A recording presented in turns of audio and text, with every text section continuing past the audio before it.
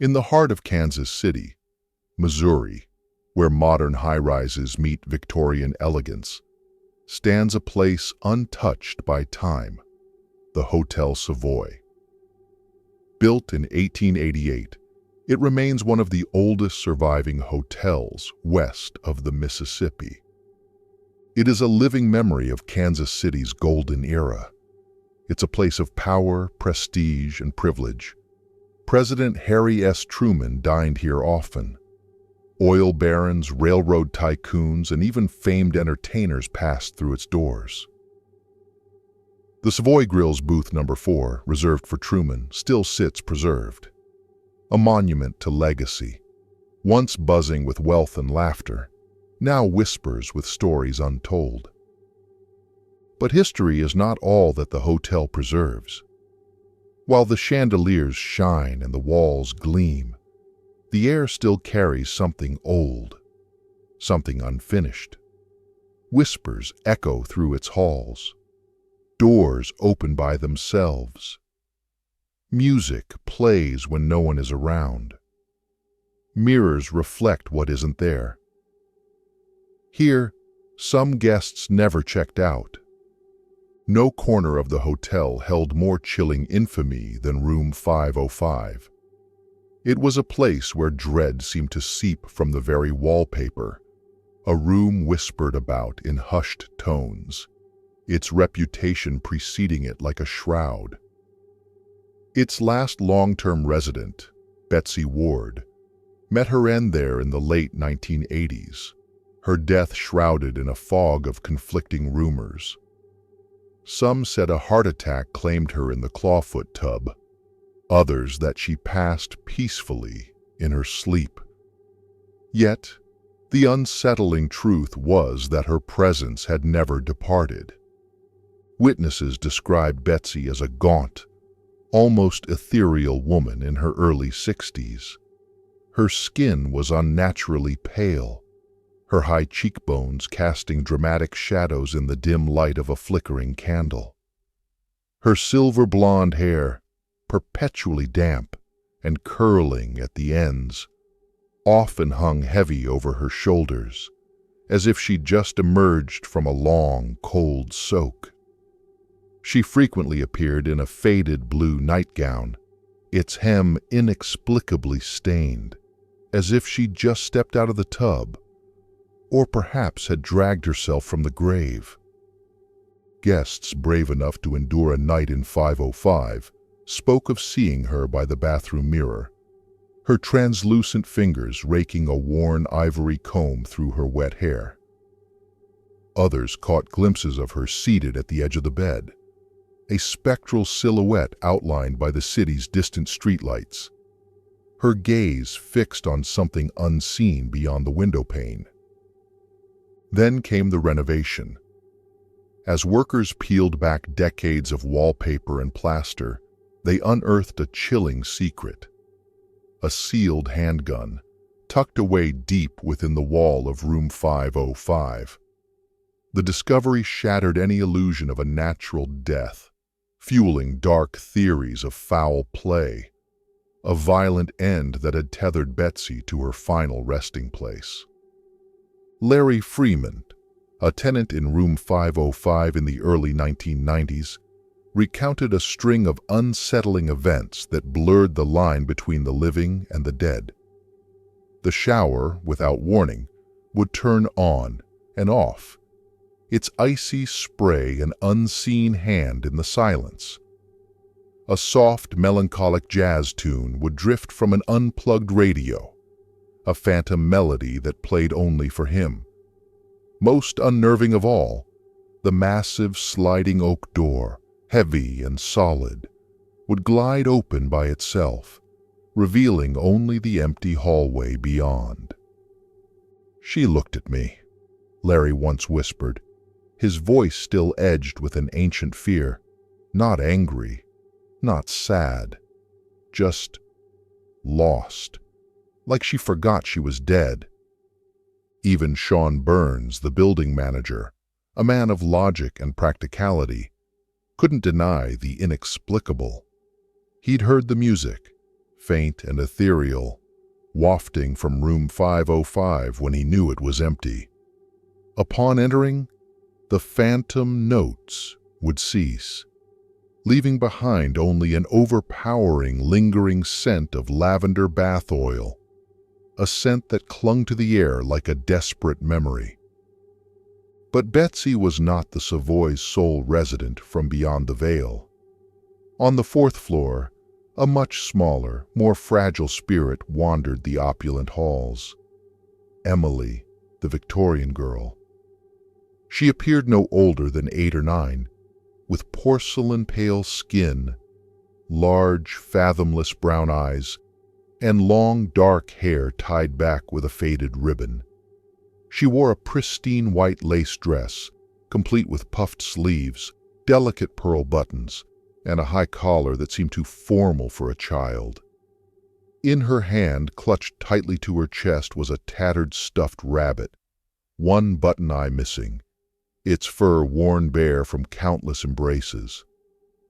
Emily was most often seen at the far end of corridors, a silent sentinel near the grand staircase, or just outside guests' doors. She was always still, always watching, her large brown eyes unblinking, following the movements of the living with an unnerving intensity. Her presence was often heralded by the faint patter of tiny feet, barely audible, or a soft, almost imperceptible giggling that would send shivers down the spines of unsuspecting visitors. Sometimes it was just the overwhelming, chilling sensation of being watched from a corner known to be empty, a phantom gaze pressing in from the shadows. Guests, standing alone in front of the ornate hall mirrors late at night, sometimes caught a fleeting glimpse of her reflection, a ghostly image appearing just behind their own, only to vanish when they turned. While no official records mention a child's death in the hotel, a yellowed registry log from 1903 lists a mysterious entry. Miss E. Crawford, 9 years old, ill room 412, quarantined. Psychics who visited the 4th floor claimed her name was Emily, a lost soul, waiting for her mother to come back. Many speculated she was the child of a wealthy family, struck down by illness and confined to her room, never to leave. She died alone in an era when children were hidden away from public life during sickness, within the very room she once called home, forever bound to its hallowed halls. "She doesn't blink," a seasoned housekeeper once whispered, her voice laced with a genuine tremor. "And when she looks at you, you remember her. You remember her long after she's gone." The Savoy also held a different kind of haunting, one born not of tragedy, but of an enduring love that defied the boundaries of life and death. In 1987, Reed Shaler, a young waiter, was bringing sugar to Mrs. Lightner, elderly, long-term resident. As he neared her door, he heard the soft murmur of her voice, as if she were engaged in conversation. Upon entering, he discovered her speaking not to herself, but to a distinguished gentleman standing in the room. It was her deceased husband, Fred Lightner. Fred was impeccably dressed in a sharp, double-breasted 1930s suit, his features undeniably lifelike, until, with a faint shimmer, he simply vanished before their astonished eyes. Mrs. Lightner, with an unsettling calm, merely smiled and explained, "That was my Fred. He visits sometimes." From that night forward, Reed's apartment, just floors below, became a stage for increasingly unsettling phenomena. His chifforobe, a heavy piece of furniture, would swing open by itself each morning. Candles, just lit, would inexplicably blow out, leaving him in sudden darkness.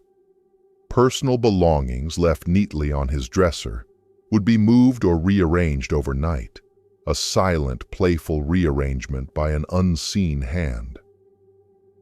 Fred, it seemed, had taken an interest in him, a lingering presence unwilling to fully let go of the world he'd left behind. Not all encounters were rooted in the distant past.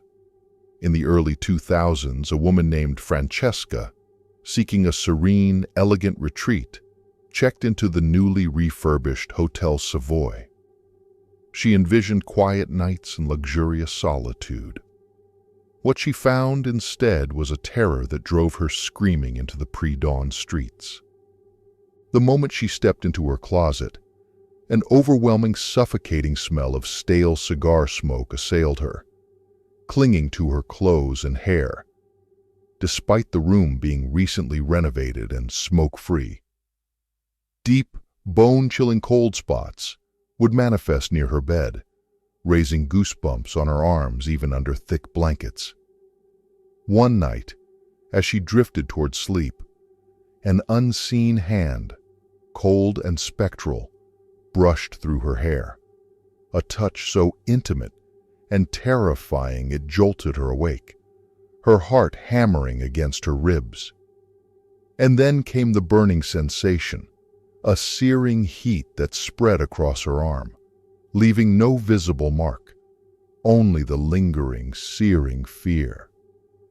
She fled in the dead of night, her solo retreat shattered, her mind reeling. "Whatever was in that room didn't want me there," she later recounted, her voice still trembling with remembered horror. "It was aware. It saw me. And I wasn't welcome." The Hotel Savoy, now known as the 21C Museum Hotel, Kansas City, and part of the Tapestry Collection by Hilton, stands today as a beacon of modern luxury, seamlessly blending its historical grandeur with contemporary art. The Savoy Grill, now Savoy at 21C, continues to serve patrons, its historic booth number 4 a quiet tribute to its past. Yet, for all its revitalization, the lingering shadows of its history persist. The current operators, while not openly marketing the hotel's haunted history on their official websites, cannot erase the whispers that have woven themselves into the very fabric of the building. The stories of Betsy Ward, Emily, Fred Lightner, and Francesca are not just tales. They are the unseen, unheard, and unsettling presence that continues to check in, even when no one is expected. The Hotel Savoy remains elegant, regal, and timeless, but if you truly listen closely in the hush of night, you might just hear the phantom faucet running in room 505, or a child's faint giggle echoing down the fourth-floor hall. You might feel the undeniable presence of unseen eyes watching you from a mirror that, unlike the living, holds no lies. Because in the heart of Kansas City, within the grand historic walls of the Savoy, some guests, it seems, check in and stay forever. Welcome to Phantom Tales. If you don't believe in ghosts, you will. Subscribe for horror that haunts. And remember, in hotels, some guests never check out. They just fade.